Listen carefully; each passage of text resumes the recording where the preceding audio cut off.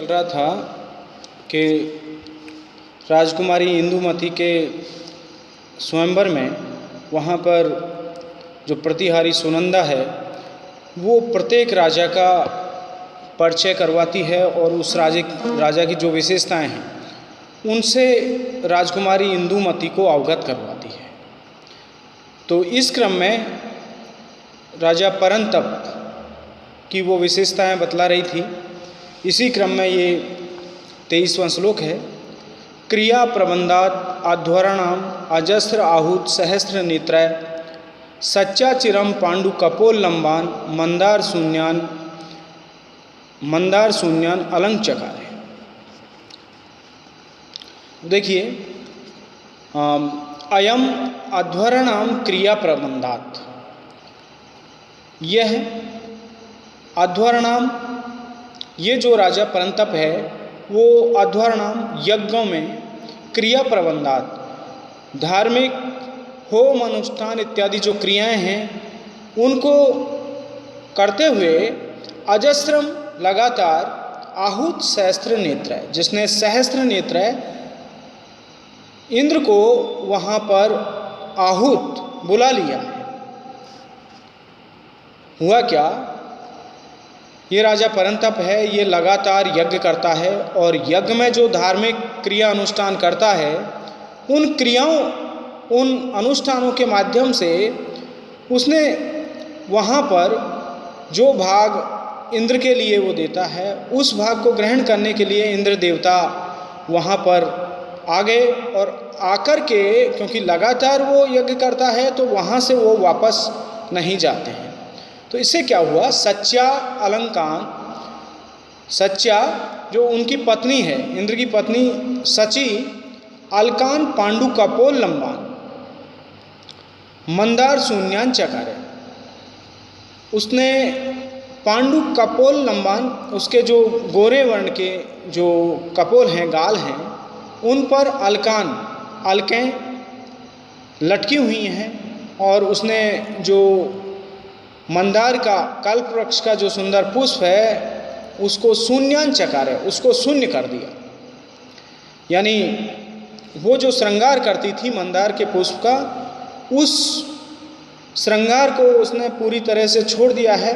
तो ये किस कारण से हुआ है कि राजा परंतप ने अपने यज्ञ में इंद्र देवता को बुला लिया है और इंद्र देवता वहाँ से वापस नहीं जाते हैं। तो उनके वियोग में, क्योंकि उस समय वो जो सची है, इंद्र की पत्नी सची, वो प्रोसित भर्तिका है और वो अपने पति के अभाव में जो कल्प वृक्ष के पुष्प, सुंदर पुष्प हैं, उनसे जो वो श्रृंगार करती है, तो वो श्रृंगार करना सची ने छोड़ दिया है। अब देखिए यहाँ पर, क्योंकि राजा परंतप अपने महलों में वहाँ अपनी जो यज्ञशाला है उसमें लगातार यज्ञ अनुष्ठान करता है और यज्ञ में आहुति देता है और उससे एक भाग, उस यज्ञ की जो आहुति हैं उनमें एक भाग इंद्र का होता है। तो उस निश्चित भाग को ग्रहण करने के लिए इंद्र देवता वहाँ परंतप के यज्ञ में आ जाते हैं और वापस नहीं लौटते हैं, क्योंकि वो इंद्र का जो वास है वो स्वर्ग में माना जाता है और वो धरती पर आ जाते हैं यज्ञ का अंश ग्रहण करने के लिए और वहाँ से वापस वो नहीं लौटते हैं। तो देखिए, इस समय लगातार इंद्र देवता प्रवास पर हैं, तो इस कारण से उनकी पत्नी जो सची है वो वियोग में रहती है और इस स्थिति में, क्योंकि पति जब बाहर होता है तो वो नायिका या वो पत्नी प्रोसित भर्तिका मानी जाती है। तो इस स्थिति में जब वो प्रोसित भर्तिका होती है तो वो श्रृंगार नहीं करती है। तो जो इंद्र की पत्नी सची है वह श्रृंगार नहीं करती है, क्योंकि वो अपने जूड़े में कल्प वृक्ष का सुंदर फूल लगाती थी, तो उसने उस फूल को नहीं लगाया है, उसको लगाना छोड़ दिया है। ये परंतप राजा के कारण हुआ है और उसके जो गोरे गाल हैं उन पर लंबी लंबी जो अलकें हैं, लटें हैं, वो लटकी रहती हैं। तो ये इसका अनुवाद हो गया, इसकी व्याख्या हो गई। अब देखिए इसकी व्याकरणात्मक टिप्पणी देखते हैं। सबसे पहले सहस्त्र नेत्र है, सहस्त्रम नेत्राणी यस्य से, तो इसमें बहुपुरी समास है, यह इंद्र के लिए प्रयुक्त हुआ है सहस्त्र नेत्र शब्द। पांडु कपोल लंबान, पांडु च तौ कपोलौ इति तयो लंबा तान, पांडु कपोल लंबान, अर्थात इंद्राणी के जो पीत तथा गौर वर्ण के जो दोनों गाल हैं उन पर लगातार लटके रहते हैं। लंबान का मतलब लटके रहते हैं। प्रबंधात प्रउपसर्ग पूर्वक बंद धातु से पंचमी विभक्ति एक वचन है, प्रबंधात। अब अध्वरम न ध्वरे इति अध्वरे, इसमें न तत्पुरुष समास है। ध्वर का मतलब होता है बुराई अथवा गंदगी अथवा नीचता अथवा हिंसा। न का मतलब नहीं होती है, वो यज्ञ कहलाता है। इस तरह से अध्वर शब्द बना है। आहुत, आ उपसर्ग है, हु धातु है और तय प्रत्यय है आहुत। अब देखिए चकारे, ये इसमें जो धातु आई है वो दूकरण धातु है और इसमें लिट लकार है, अन्य पुरुष एक वचन है। इसका प्रयोग परोक्ष भूत में किया जाता है। अब अगला श्लोक देखिए, श्लोक नंबर 24। अनेन चेत इच्छसि गृह्यमाणं पाणिं वरेण्येन कुरु प्रवेशे प्रसाद वातायन संसृतानां नेत्रोत्सवम पुष्पुर अंगनानाम। वरेण्येन वरण करने योग्य, स्वयंवर में विवाह के योग्य, अनेन ग्रहमाणे इस राजा परंतप के द्वारा ग्रहण करने योग्य, पाणिम इच्छसि यदि आप अपना हाथ इसको देने की इच्छा करती हो तो चेत।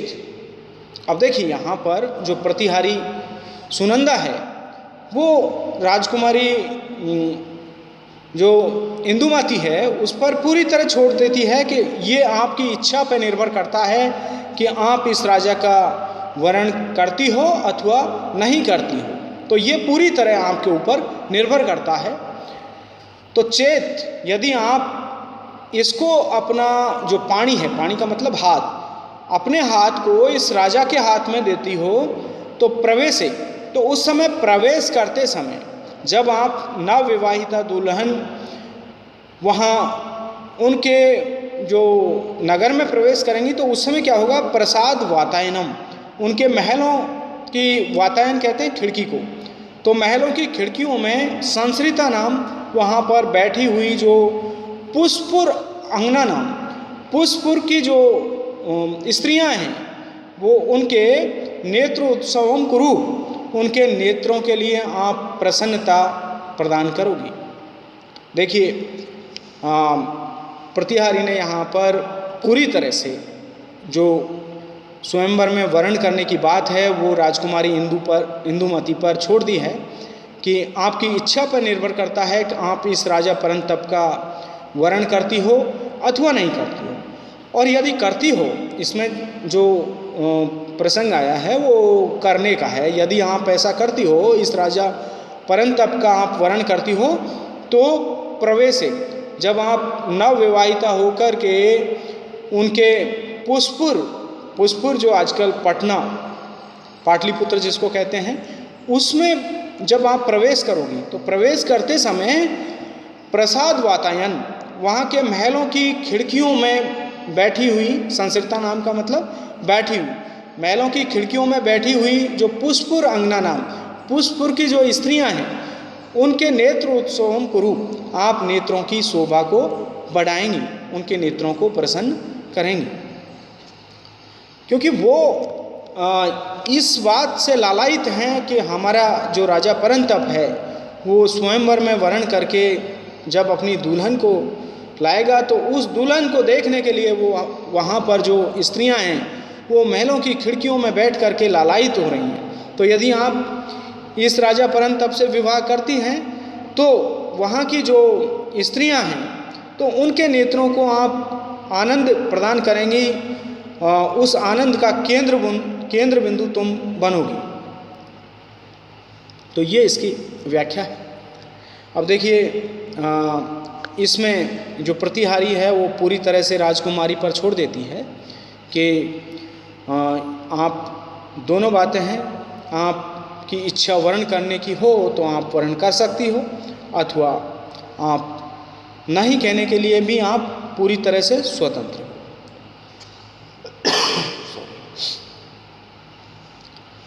वरेण्यम वर्तुम योग्यम,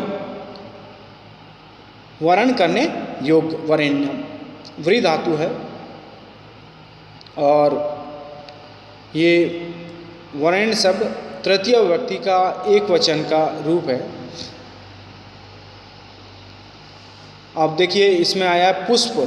पुष्पुर पाटलिपुत्र को कहते हैं, जो आजकल पटना है वो पुष्पुर नगर है।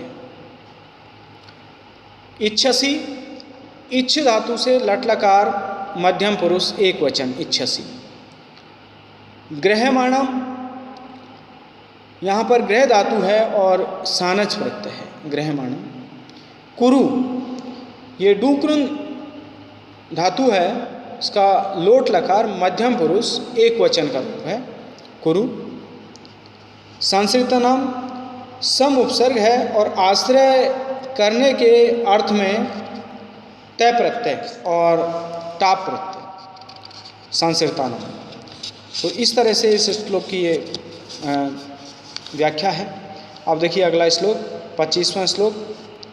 एवं तयोक्त तम अवेक्ष किंचित विसृंसी दूर्वांक मधुक माला ऋजु प्रमाण क्रिया एव तन्वी प्रत्यादिदेश एनम भासमाना एवं तया उक्ते सति। इस तरह से उस सुनंदा के कहने पर, उसके कह कर के रुक जाने पर, तम अवेक्ष उसकी तरफ देख करके, राजकुमारी इंदुमती उसकी तरफ देखती है और किंचित विसृंसी दूर्वांक मधुक माला तन्वी, तो उस तन्वी की, उस कृशांगी जो राजकुमारी इंदुमती है उसकी विसृंसी दूर्वांक मधुक माला, उसकी जो दूर्वांक का मतलब तिनके के द्वारा गूंथी गई जो उसकी मधुक माला, महुए के फूलों की जो माला है वो विसृंसी, वो किंचित विसृंसी, वो कुछ थोड़ी सी खिसक गई है। तो एवं तया उक्ते सती, इस प्रकार से राजकुमारी, इस प्रकार से उस प्रतिहारी सुनंदा के कह करके रुक जाने के बाद में तम अवेक्ष, राजकुमारी इंदुमती उसको देखती है और फिर राजकुमारी इंदुमती तम अवेक्ष, तम का मतलब उस राजा से है, राजा परंतप से। तो उस राजा ऐसा जब कह देती है, उसकी विशेषताएं जब वो प्रतिहारी सुनंदा बता देती है, तो उस समय राजकुमारी इंदुमती उस राजा परंतप को देखती है। तम अवेक्ष का मतलब उस राजा परंतप को देखती है। और उसके बाद में देखिए वो तन्वी शब्द राजकुमारी इंदुमती के लिए प्रयुक्त किया गया है कि वह जो कृशांगी राजकुमारी इंदुमती है उसकी जो दूर्वांक मधुक माला, जो घास के तिनकों से गूंथ करके बनाई गई जो महुए की माला है, वो किंचित विसृंसी, वो कुछ खिसक गई है। और इस तरह से एनम अभासमान, इसके प्रति कुछ भी न कहते हुए ऋजु सरल स्वभाव से प्रणाम क्रिया, उसको उस राजा परंतप को प्रणाम करती है और प्रणाम करके प्रत्यादिदेश है उसको वो अस्वीकार कर देती है। तो ये इसका अनुवाद है। अब देखिए यहाँ पर व्यंजना का तरीका है, यहाँ पर जो काम में लिया गया है राजकुमारी इंदुमती के द्वारा। देखिए सीधे सीधे किसी से मना कर देना एक फुहड़ता की श्रेणी में आता है। यानी उससे जब कहा गया राजकुमारी इंदुमती से कि आप इसका राजा का वर्ण करें, तो वो राजा को थोड़ी देर के लिए देखती है और उसके बाद में उसका जो अस्वीकार करने का जो तरीका है वो कुछ भी न कहते हुए, यानी उसने कुछ कहा नहीं है उसके लिए, केवल उसको प्रणाम किया है, उसको नमस्कार किया है और उसके बाद में वो कुछ भी उसने नहीं बोला है और केवल नमस्कार करके आगे बढ़ जाती है।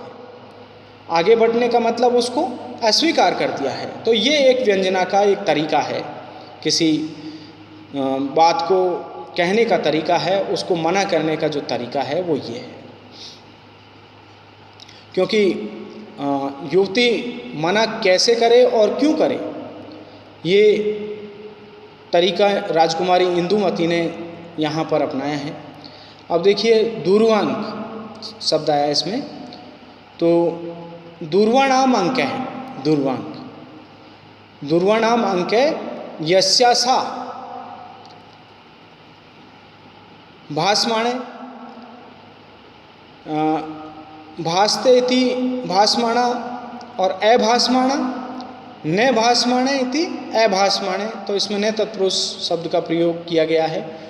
और भासमाणे कैसे बना है, ये भास धातु है और इससे सानच प्रत्यय करने पर भासमाणे बना है। मधुपमाला, ये गुड़ पुष्पमाला होती है मधुपमाला। अब देखिए उक्तम, इसमें वश धातु है और भूतकाल अर्थ में तय प्रत्यय है, उक्त है। अवेक्ष औपसर्ग है, यहाँ पर एक्ष धातु है और ल्यप प्रत्यय है, अवेक्ष। प्रणाम प्रउपसर्ग है, नम धातु है और घय प्रत्यय है, प्रणाम। प्रत्यादिदेश है, अंत में ये देखिए यहाँ पर जो क्रिया है वो प्रत्यादिदेश है। इसमें प्रति उपसर्ग है, औपसर्ग है और दिश धातु है, और दिश धातु से लिट लकार का यहाँ पर प्रयोग किया गया है। अन्य पुरुष में एक वचन का रूप है, प्रत्यादिदेश है। तो इस तरह से इस श्लोक की व्याख्या है। इस तरह से राजकुमारी इंदुमती ने वहाँ पर राजा परंतप को इस तरह से अस्वीकार किया।